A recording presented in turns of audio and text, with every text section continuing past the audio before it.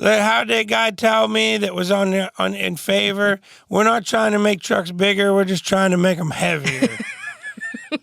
And I'm still trying to figure out what that means.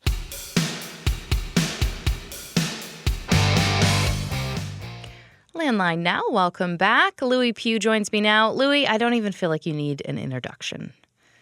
Yeah, I know. You can see my picture on every post office across America.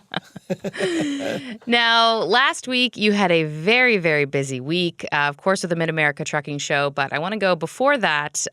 You testified at the House Highways and Transit Subcommittee hearing. Talk to me about what that was about. Yeah, it was a crazy week last week. And what a day to put a hearing, the day before Matt's. So, yeah, I was on 6 airplanes last week, I think. Gosh. And I don't know somewhere I think I passed myself a couple of times. But, yeah, they had a hearing, and it was mainly folks from transportation, as far as trucking transportation.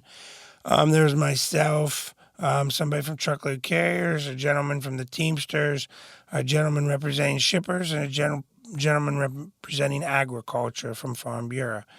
And hearing was pretty much, we have a highway bill starting up, and they're getting ready to start that legislation. So the hearing was pretty much based on what we want to see in the new highway bill and issues that are very pertinent to trucking. And we, OOIDA, reminded Congress that this is an opportunity to pass one of the greatest trucker-friendly highway bills ever if they have the intestinal fortitude to do it.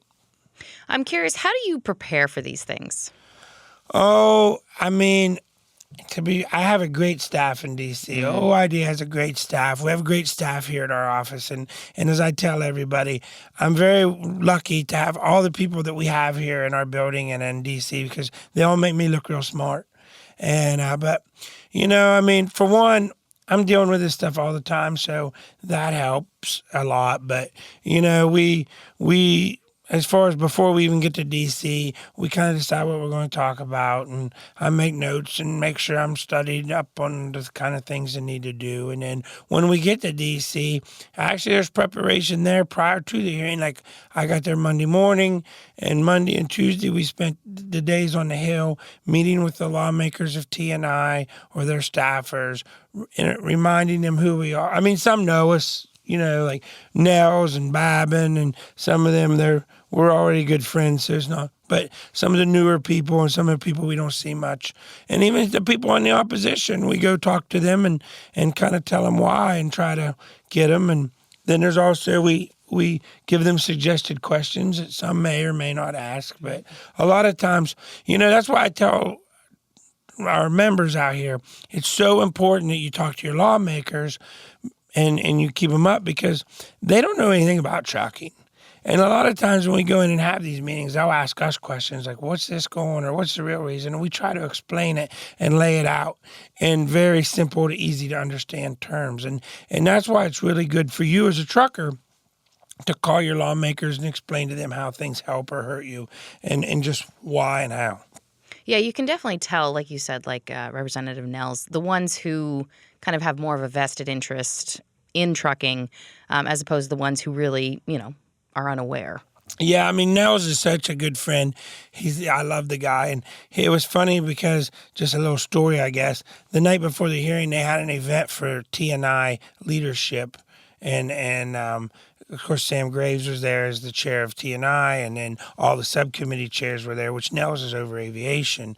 And I was there talking with Rick Crawford and Scott Perry, and then a couple other lobbyists that were in there, and then me, and we were just standing. We were the first ones there talking, and Nels comes rolling in, and he always makes a good. And he had a Medal of Honor recipient with him because it was Medal of Honor Day, which was fabulous. Very cool story, very nice gentleman. But when Nels came in, he walked right up to him and, hey, Louie, how's all my truckers doing? And blah blah blah blah. And so it's really good when you have that first, on that first name basis. And Nels really cares about trucking. He's a colorful guy and a colorful character, but he really does care about truckers and trucking, and he really gets it. Now, a lot of topics, of course, were covered. Size and weight, I feel like, was brought up a lot. Yeah, because how'd that guy tell me that was in favor? We're not trying to make trucks bigger. We're just trying to make them heavier. And I'm still trying to figure out what that means. I mean, I feel like if you're a married man or whatever, got a girlfriend, and if you tell your wife or girlfriend that she isn't bigger, she's just heavier, I don't think she can disseminate the two. So, but hey, whatever. But yeah, the gentleman who was there is a nice guy, and I appreciate talking to him. He works for one of the largest, if not the largest, company in America that over construction, so aggregates and gravel and all these different heavy things. And of course, they want as much stuff hauled as they can, and they're for heavier. He was representing shippers. There are shippers that want heavier. And then, of course, they like to haul a little more than what they're supposed to. And so, with that being said, that was sort of where they were. But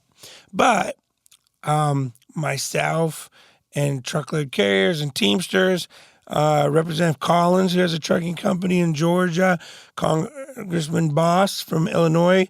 We know his family owns a trucking company, and he worked in the family business before coming to congressman. We're all like, this is a no-win for drivers and truckers, and it doesn't work. And, you can spin this however you want to spin it, but at the end of the day, it's losing for trucking. So I'm hoping Congress realized that. I feel like they kind of did. It was funny, though, because I kind of chuckle. It's funny how political stuff works in Washington, D.C., if you really dig down into it, because there's a lawmaker from Ohio who's on T&I, and last year she got all up in my business about speed limiters and how we have to have them and how unsafe they are, these trucks are going fast and blah, blah, which is fine. Of course, she didn't let me rebuttal, because that's what they like to do. They get in your business and then not let you rebuttal. And then, but now at this time, she's like for heavier trucks. Now, how's that work? And I know why, because the gentleman was sitting beside me, his company represents a very, very large highway construction company in the state of Ohio. Of course, I'm from there. And I know, in fact, I have friends who work for that company. And when it's a good company. But so, it's... You follow the money, I guess, is the way this works a lot of times, is follow the money. So, yeah, that was interesting. But I got called out in this one by Mr. Johnson from South Dakota, and he's all for this heavy stuff and really pushing it. But again, he didn't let me talk. He called me out and then spun his questions to the gentleman beside me who wanted longer and heavier, and that's fine. It's all BS, and, Mr. Johnson probably doesn't know any more about driving a truck than the man on the moon, but hey, that's okay. That's how lawmakers sometimes are.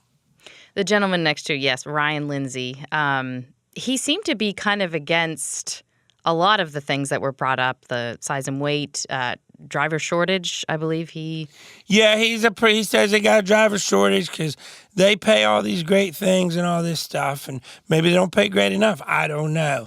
But, no one else was singing the driver shortage hymn, and we know there's not. And as I said to him, and I said it in the hearing, we have a shortage of experienced drivers. I think it's safe to say, and that's who he's hiring. He's not hiring kids out of trucking, or he's not even kids. He's not on a 40-year-old out of, truck driving school.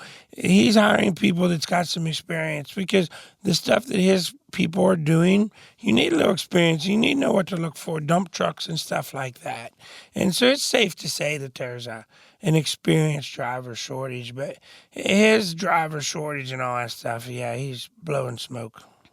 Do you think it helps, there of course was him who was kind of the, opposing side, but everyone else kind of, y'all seemed like you were on the same page. Yeah, I think again, I go back to what I said earlier.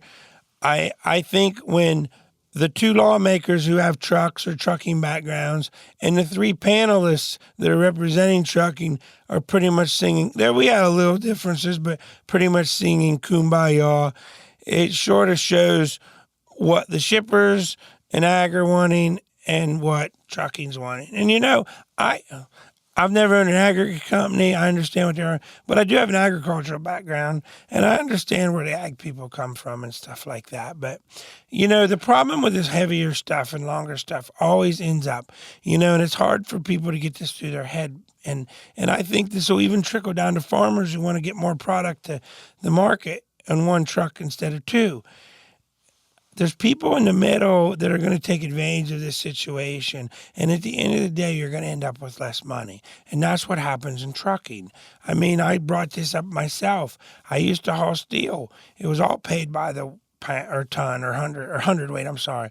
But anyway, so, the more you haul, the more money you make, in theory. But what happens a lot of times, and this happened to me, we got permits and these sort of things. And once everybody started doing it, they realized we can move more product. They cut the rates on the permit loads. So per hundredweight, you were making less money to haul heavier loads. So you're making less money overall because it's more wear and tear on your equipment. It's more fuel. Takes longer to load, takes longer to unload. It's more stressful. I mean, we surveyed truckers. 68% of this said it would cause more stress in their job, and 85% said it'll make the highways less safe. So right there, it's a no-brainer. Why do it? And we got into this, they kind of pushed, 80,000's been around for however, 30 years or for whatever. Well, yeah, but it seems to be working, and our infrastructure is in pretty bad shape already. And I always remind people, as much as I like to pick on the state up north as an Ohio boy, and that's Michigan for people who are from Ohio, but, and all in fun. But if you go to Michigan and drive around on their roads and see how rough they are, especially between Toledo and Detroit and 94 going over to Chicago and stuff, that's what longer, heavier does for you. And, they're talking about putting all these axles on and how much safer and how much better it'll be. Well, the roads in Michigan, you can have all kinds of axles and all kinds of weight, and the roads are terrible. One of the things that I think kind of stood out to me during the hearing, I believe it was Mr. Lindsay brought up about, wanting to keep trucks off of rural roads. And I think a significant amount of time went by, and you brought that back up saying, well, that's where they're picking up loads. That's where they're hauling to, at times. Yeah, Mr. Lindsay and them and a couple of lawmakers kept saying, we need to get these trucks off the rural roads and on the interstate and blah, blah, blah. Okay, I understand somewhere along the way. But, they're talking about picking up livestock.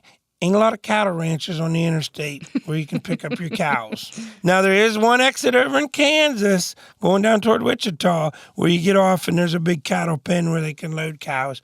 But that's not the norm. Yeah. They're got to get off. I don't have tractor trailers come move the cows I have, but I live way, way off of any kind of major interstate or road. And you're right. I hauled frac sand in the oil fields in Ohio, West Virginia, Pennsylvania. I spent almost 99% of my time on 2-lane roads because that's all there was to get from where you loaded your sand to where the well site was. So we're not going to have this mass exodus of trucks from 2-lane roads to interstates by making this happen, because trucks have to go where the freight picks up, and they have to go where it delivers.